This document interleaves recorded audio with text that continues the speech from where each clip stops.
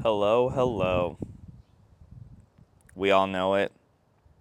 We all somewhat secretly crave it. What is that thing you ask? Probably already know by the video title, but validation.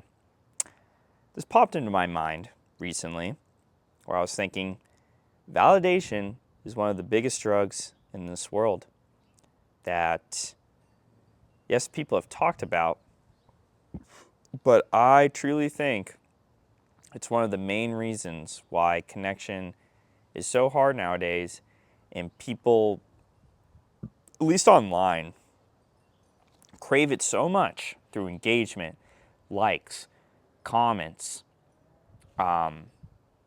social proof, flexing on others, showing like what you got going on in your own life.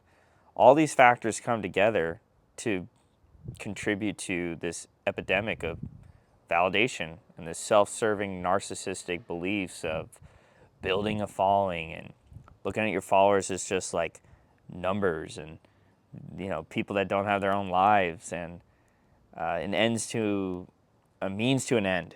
That's what I was trying to say. And I just think this is a horrible stain on society because so many people now that ain't really worth a damn crave validation and put it so high up here that they become this superficial entity of a person that just is repulsive to me. And when I come across these people that just post all the time on social media, if it's not for a job, just like, oh, look at me, I'm going here, flexing this, flexing that, it's just kind of a sad existence, honestly. Call me mean or crude. I don't really give a shit because I think there's too many people like this out there, and we have plenty enough. And just these kind of people plague social media and these followers and how people and they can't be in the moment. They can't be present. They can't be a good friend. I was reading something where like sometimes you go through philosophy and you get to a certain point where some people do it because they feel better than others. And to be completely honest, I think 6 years ago, when I was like 22, 23, I really thought that. I was like, yeah, I'm in tune with myself. I know these things. My friends are so in the dark. God, they could be so lame. Ugh, why are they like this? Blah, blah, blah, blah. But now I'm a little bit older, like 5 years later from that, and I came to the understanding that we're all equal beings on this earth, and I truly want what's best for people that are struggling, because I used to be there. Who says I'm not there now? I think in different aspects of life, but when it comes to this idea of just having values that make you seem like a hollow, shallow person, like, bump that. Ugh, that crap is horrible. Like, the last thing I want to do is spending my precious time, maybe you watching this, you could relate, and your precious time you're spending with someone and they're on their phone. They're not present with you, they're not listening, and it's like they're watching a stupid social media reel that you could do at home in the comfort of your own bedroom. But you're doing that in front of me after we made plans to hang out. Like, come on. We could have easily just, played video games or had a phone call, and you could be doing that while we're on the phone, not in person, which takes time and effort. Like, people forget that that is a huge compliment for someone to. I respect people's time so much to the point where I'm like, I am grateful you took time out of your day to spend it with me, to, chat, experience, you know, a memory together, an activity, you name it. And I don't take that lightly because through the years, I may have done that when I was younger. I think in high school, I was I went from high school from 2012 to 2016. And that was just when social media was starting to be on the come up with like Instagram and stuff. But, there wasn't shorts, there wasn't reels. It was just posting photos. And even then, it was all about like likes and comments and, how many people at school follow you. And, oh my God, I used to like I used to obsess about posting and having enough likes and having certain people in them, and it was very shallow. And I think that's what pisses me off about this nowadays, because I used to be that person, and I hated that person. I disliked that version of Jeff. Wasn't a good person. Was pretty rude and mean, callous. Just a big dick, honestly. Wasn't proud of that. And it took my friends kind of giving me an ultimatum, being like, hey, this doesn't change. Like, we can't be your friend anymore. And that was like a huge wake up call for me that I'm eternally grateful for, because I don't think I would have great friends nowadays. I think community and even connecting with people, listening skills, just, I try to use the word empathy like very little, because some days I don't feel like I have true empathy, but maybe like taking steps to there and sympathy and just being like a more conscientious person has led me to, dislike these ideas of being like phony, and validation at its core is one of the most superficial things. And if you base your life on just likes and comments of people that either know of you or kind of know you and follow you, but at the core don't truly know you and spent time with you, and is constantly in your life and having deep talks, then I don't think that person really is a friend, and or family, depending how long you've known them. And you say like you are family, but do you truly know each other?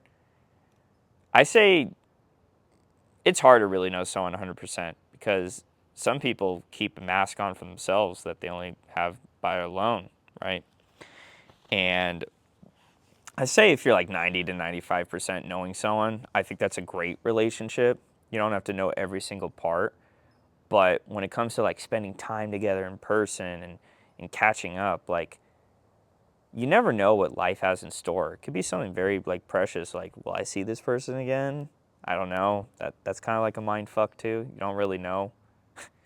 So you almost have to treat each like hangout as it could be the last.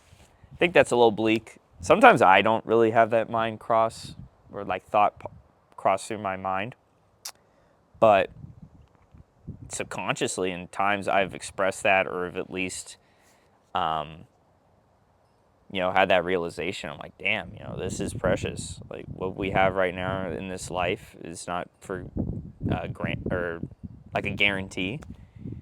And I think it's just more. That's why you need to be present and stop letting these big corporations suck time out of you and engagement and make money off of your time that you can't get back. That's not benefiting you. Yes, is it okay to scroll for 10 minutes and have like some sort of intention with your free time?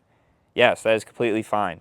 I'm not saying you should absolve it altogether, but if you're spending 30 minutes, hour, God knows how long, and the type of content you're consuming as well, that's another factor too.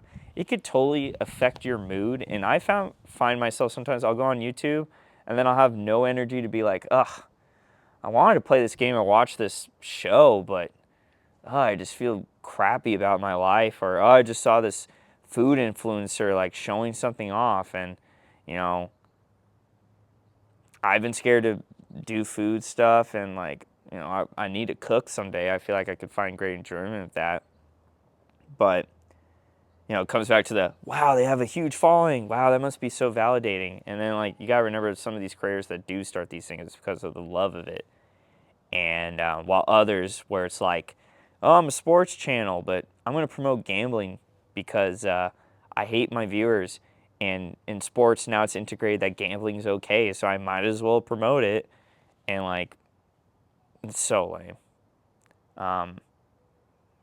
Maybe one day when I have my thoughts more drawn out on gambling, and well, I think it's just such a horrible behavior now, with how the pandemic has just accelerated that like acceptance of it. That could be another topic for sure. But it all comes back to that damn phone. It's corny. as used as many times as this phrase has been, like it really is the damn phone, especially when it comes to like connection and how validation affects that, and how our attention spans have shrank and just become more addictive. Like this all just compiles into what we're dealing with today, and we're just trying to make sense of it, right? At least I'm trying to make sense of it, and finding others out there that share these ideas, or maybe they don't, and you still find this video and engage with it, and taking time out of your day to do that when there's plenty of other things that you could be possibly doing besides watching this random video.